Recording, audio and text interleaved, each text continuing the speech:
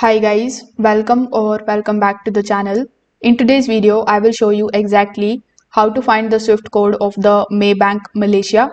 For that, you will have to come here on the official website of the Maybank, which is maybank2u.com.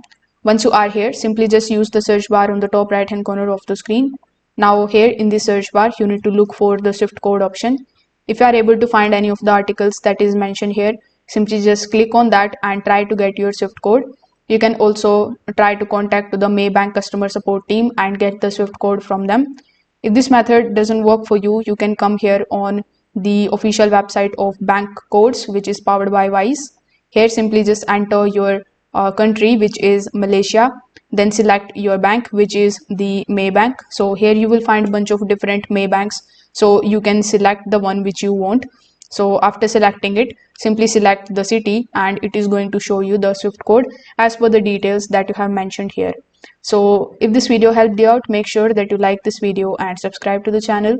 Thanks for watching.